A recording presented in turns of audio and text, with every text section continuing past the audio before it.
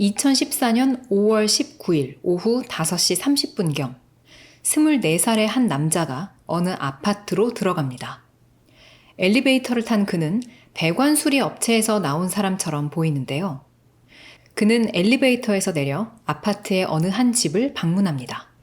그곳에는 중년의 부부 두 사람이 있었는데요.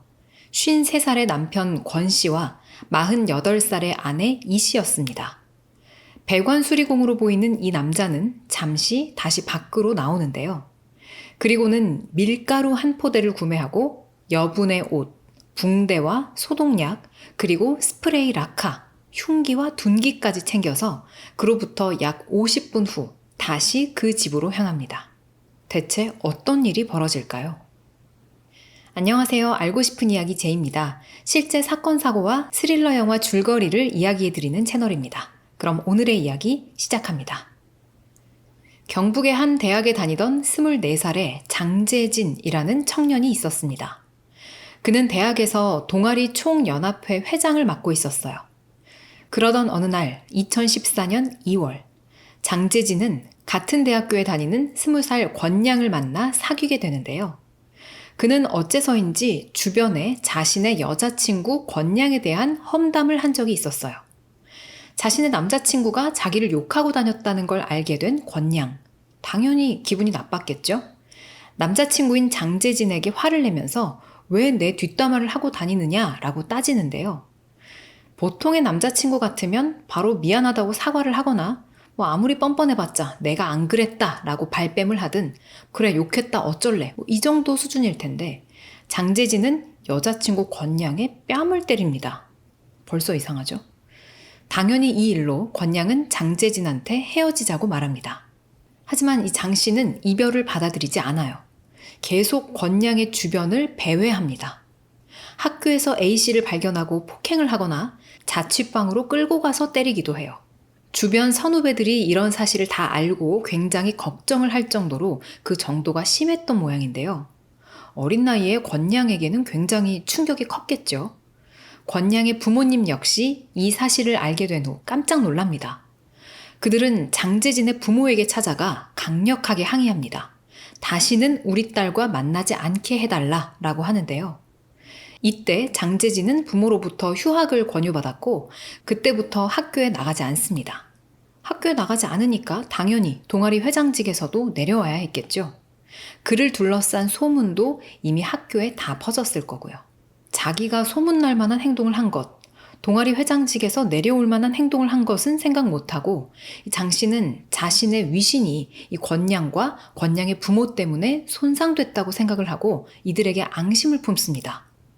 자취방을 빼고 본가로 돌아오라는 부모님의 말도 다 무시한 채 이 권양과 그 가족들에게 복수하기로 결심해요. 맨 처음에 말씀드렸던 배관 수리공으로 보였던 그 남자는 사실 장재진이었습니다. 그리고 그가 찾아갔던 곳이 바로 권양과 그녀의 부모님이 함께 살고 있었던 집이었어요. 한바탕 서로 큰 사건을 치르긴 했지만 권양의 부모님은 정작 장재진의 얼굴을 직접 본 적은 없었습니다. 그래서 그가 배관 수리공인 척 찾아왔을 때 알아보지 못한 거죠. 그는 처음에 말씀드렸던 그 상황대로 약 5분간 그 집에 이 두 부부만 있다라는 걸 체크하고 나와서 여러 가지 물건들을 준비해 다시 그 집으로 갑니다. 이때 그가 챙겼던 것 중에 밀가루가 있었죠. 이건 만약에 폭행 후에 바닥에 피가 흘렀을 경우에 그걸 이렇게 뭉쳐서 응고시켜서 처리할 목적으로 구입한 거였어요. 여분의 옷은 범행 후에 갈아입을 용도였고요. 붕대와 소독약은 자기가 만약에 다치면 치료에 사용하려고 챙긴 거였습니다. 스프레이 라카도 챙겼다고 했었죠. 이건 어떻게 사용하는지 나중에 말씀드릴게요. 그리고 무엇보다 흉기와 둔기, 철저한 계획 범행이라는 걸 보여주는 결정적인 증거입니다. 장재진은 심지어 배관 수리공인 척 연기를 자연스럽게 하기 위해서 대본까지 준비합니다. 그가 갖고 다니던 연두색 수첩에는 배를 누르고 나서 할 말이 적혀 있었는데요. 뭔가 어색해서 들키지 않도록 이렇게 철저하게 대비를 한 거예요. 보이시죠? 맨 윗줄에 이렇게 띵동 띵동 계세요 이것부터 생각을 해놨어요. 이날 권양의 집 엘리베이터 CCTV를 보면 엘리베이터를 타고 올라가면서 이 수첩을 보며 대사를 연습하는 모습도 찍혀 있습니다. 대본이랍시고 그가 적은 문장들을 보면 안녕하세요. 다름이 아니라 보일러 배수관이랑 화장실 쪽에 점검 때문에 왔습니다. 5에서 10분 정도, 5분에서 10분 정도 양해 좀 부탁드리겠습니다. 이렇게 되어 있었어요. 자, 이제 시간은 오후 6시 20분. 부부 두 사람만 있다는 것도 확인을 했고 필요한 물건들도 다 챙겨온 장재진은 벨을 누르고 권양의 집으로 들어갑니다. 이전에 페이스오프 범인 사건 말씀드렸을 때도 이런 비슷한 수법을 썼었죠. 그때 피해자들처럼 권양의 부모님도 의심 없이 이 범인에게 문을 열어줬어요. 장재진은 일단 배관 수리하는 척을 합니다. 간단히 보고 끝날 것처럼 얘기를 했었는데 10분 정도로 이렇게 시간이 길어지니까 이 권양의 어머니 이 씨가 수리 시간이 왜 이렇게 길어지냐라는 이야기를 합니다. 그러자 장재진은 이 권양의 어머니를 화장실로 유인해서 스프레이 라카를 쫙 뿌린 후에 흉기와 둔기를 휘둘러 살해합니다. 스프레이 라카는 이렇게 쓰려고 가져온 거였네요. 이 씨의 어머니가 사망하고 장재진 본인도 손에 8주 정도 치료가 필요할 정도의 상처를 입습니다. 화장실 쪽에서 나는 비명을 들은 권양의 아버지 53살의 권 씨는 이 광경을 보고 도망치려고 합니다. 하지만 장재진은 목발을 짚은 채 도망가던 권양의 아버지를 쫓아가서 현관 앞에서 그에게도 흉기와 둔기를 휘두릅니다. 권양의 아버지 권 씨는 곧바로 사망하지는 않았어요. 하지만 이불로 덮어놓고 방치하는 바람에 결국 이후에 사망하게 됩니다. 이렇게 2명이나 해한 후에도 장재진은 범행 현장을 떠나지 않습니다. 집안에 있는 술을 꺼내 마시고 지갑에서 돈도 꺼내가요. 죄책감이란 걸 전혀 찾아볼 수가 없죠. 그리고 나서 장재진은 이제 자신의 전 여자친구인 권양을 기다리기 시작합니다.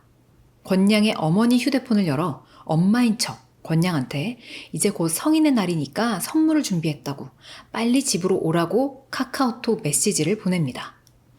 권양은 이때까지만 해도 이 메시지를 정말 엄마가 보낸 거라고 생각했겠죠.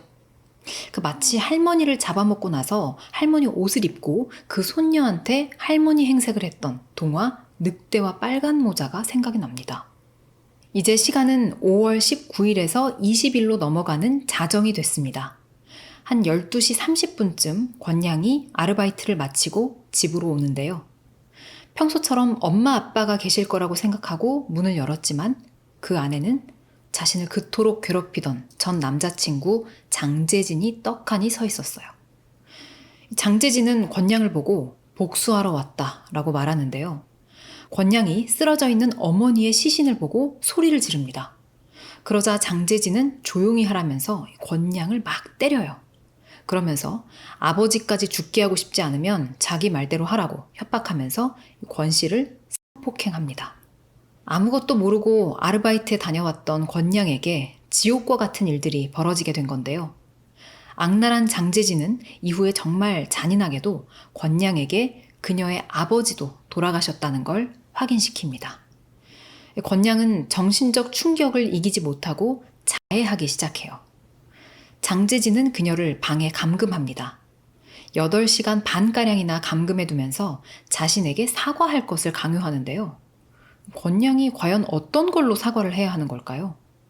또 장재진은 너의 친구들도 내가 손 좀 봐주고 동아리 사람들도 다 죽여버릴 거다라는 협박도 했다고 해요. 이렇게 심한 신체적, 정신적 충격을 받은 채 언제 살해될지 모른다는 생명의 위협을 느끼면서 감금되어 있던 권양은 날이 밝은 후 오전 9시경 자신의 집 4층 베란다에서 뛰어내립니다. 그녀로서는 이게 살기 위해 낼 수 있는 마지막 용기였을 겁니다. 다행히 4층 높이에서 떨어졌지만 권양은 살아있었어요. 골반 등을 크게 다치는 중상을 입긴 했지만 생명에는 지장이 없었다고 합니다. 그리고 잠시 후 아파트 경비원과 주민들이 화단에 떨어진 권양을 발견하고 신고하면서 출동한 119 구조대에 의해 병원으로 이송됩니다. 권양은 구급차에 실려가면서 빨리 우리 집으로 사람을 보내달라라고 요청해요. 경찰이 권양의 집으로 출동합니다. 장재진은 9시 18분경 이미 이 범행 장소를 빠져나간 후였어요. 경찰이 집 안으로 들어가자 권양의 아버지와 어머니가 여러분이 이미 들으신 대로 참혹하게 세상을 떠난 상태였습니다. 경찰은 이웃 주민들의 진술을 토대로 CCTV를 확인한 결과 장재진이 엘리베이터 안에 공구통을 들고 서 있는 장면, 그리고 권양의 추락 직후 그가 피 묻은 수건으로 이렇게 손을 감싸고 아파트를 빠져나가는 장면 등이 확인됐습니다. 장재진은 그렇게 범행 장소를 유유히 빠져나와 자신의 자취방으로 돌아가기 전 마트에 들릅니다. 거기서 종업원한테 웃으면서 말해요. 제가 손을 다쳤는데 피가 많이 난다고. 뭔가 연기를 굉장히 태연하게 잘하는 사람이죠. 그는 그렇게 어떤 이유에선지 과도를 하나 사서 학교 인근인 경산 경북에 위치한 자취방에 돌아가자마자 술을 마시고 숙면을 취합니다. 경찰은 헤어진 남자친구가 범인이다 라는 권양의 진술과 CCTV 등을 근거로 5월 20일 오후 1시경 자취방에 취한 채 잠들어 있던 장재진을 검거합니다. 그리고 그는 오후 3시쯤 푸른색 마스크에 모자를 푹 눌러쓰고 오른쪽 허벅지 부근에 핏자국이 남아있는 흰색 반바지를 입은 채 경찰의 손에 이끌려 달서경찰서의 모습을 드러내는데요. 원래 죽이려고 했느냐라는 취재진의 질문에 아니다 라고 대답합니다. 거짓말이겠죠? 그러기엔 너무 많은 걸 준비했잖아요. 이어 그럼 왜 죽였냐라는 질문에는 그냥 죄송합니다 라고 답변합니다. 장재진은 수사를 받으면서 뜬금없이 무기징역을 받아서 죗값을 치르겠습니다. 이렇게 주장을 해요. 아마도 무기징역은 모범수로 20년 이상 복역을 하면 가석방의 기회를 얻을 수가 있기 때문에 이걸 노린 것으로 추정됩니다. 장재진의 검거 다음 날인 21일 CBS 라디오 김현정의 뉴스쇼에 출연한 표창원 프로파일러는 장재진의 심리에 대해서 이렇게 분석합니다. 대구 살인사건 용의자는 여자친구와의 교제 반대를 곧 자기 자신의 인격이나 존재에 대한 거절 그리고 무시로 받아들이는 등 편집증과 분노 조절의 문제가 있다. 사실 우리는 이 장재진의 잔인한 행동들을 보고 와 이거 사이코패스 아닌가 막 이렇게 생각을 하게 되잖아요. 근데 이 장재진의 경우에 사이코패스랑은 또 상당히 다른 유형이라고 합니다. 이전에도 장재진은 자신에 대한 거절이나 반대에 굉장히 취약한 모습을 보였고 또 스트레스를 받는 상황이 왔을 때 화를 쉽게 내면서 적대적이고 아주 공격적인 모습을 보였다고 하는데요. 자신의 욕구에만 충실하고 행동과 감정 통제가 잘 안 되는 거예요. 이게 표창원 프로파일러가 말한 편집증과 분노 조절의 전형적인 모습인 듯합니다. 그런데 또 장재진은 대학교 때 동아리 회장을 했었다고 했잖아요. 그러니까 또 일면 상당히 사교적이고 활달한 면모도 있었다라고 짐작을 해볼 수가 있는데 사실 장재진은 고등학교 때도 임원 경력이 있었다고 해요. 이 경력으로 대학에 진학을 한 거거든요. 그러니까 뭔가 이렇게 사람들 앞에 나서고 감투 쓰는 걸 상당히 좋아하지 않았나 싶습니다. 참고로 장재진은 이 사건으로 동아리 회장직에서 내려왔을 뿐만 아니라 다니던 대학교에서 추락으로 아예 쫓겨났습니다. 장재진의 폭력성과 관련해서는 이 권양 사건 이전에도 문제가 계속 있었어요. 해병대에서 군 생활을 할 때 후임병을 폭행해서 입건된 적이 있었는데요. 이때는 공소권 없음 처분을 받았었다고 하고 그 이후에도 또 후임병 가혹행위와 폭행으로 징역 1년에 집행유예 2년을 받았던 적이 있습니다. 자, 그럼 권양을 다치게 하고 그녀의 부모님을 죽인 일과 관련해서는 어떤 판결을 받았을까요? 2004년 9월 19일 1심에서 장재진은 사형을 선고받았습니다. 여러분 사건 사고 스토리 들으면서 사형이 선고된 거 많이 못 보셨죠? 굉장히 이례적인 일이었습니다. 재판부는 우선 범행 동기를 이해할 수가 없고 또 권 씨 부모를 극도의 공포 속에 잔혹한 수법으로 살해했으며 권 씨를 집으로 유인해서 피해자들의 목숨으로 위협하며 통제를 하다가 부모의 시신을 순차적으로 보여줘 권 씨에게 씻을 수 없는 정신적 충격을 안겨줬을 뿐만 아니라 권 씨에게 112일간의 치료가 필요한 중상을 입게 한 점, 피해자들의 다른 유족들 또한 평생 치유될 수 없는 깊은 상처를 입게 된 점 등을 지적했습니다. 자신의 예상과 달리 1심에서 사형 선고가 내려지자 장재진은 당황합니다. 곧바로 항소를 하면서 그와 동시에 그동안 한 장도 쓰지 않았던 반성문을 이렇게 60건 넘게 제출했어요. 그리고 항소가 기각되자 그 이후에는 포기했는지 반성문을 단 한 장도 제출하지 않았습니다. 반성문의 의도가 뻔히 보이는 대목이죠. 장제진은 2심에서도 사형 선고를 받고 대법원도 2015년 8월 27일 살인, 준강간, 절도, 상해, 폭행, 감금치상 등의 혐의로 기소된 장제진에 대한 상고를 기각하면서 사형을 선고한 원심을 확정했습니다. 이렇게 1990년생 장제진은 28세의 나이로 최연소 민간인 사형수가 됐습니다. 동화 늑대와 빨간 모자의 잔혹판 같았던 사건, 대구 중년 부부 살인 사건이었습니다. 저는 다음 시간에 다른 이야기로 다시 찾아오겠습니다.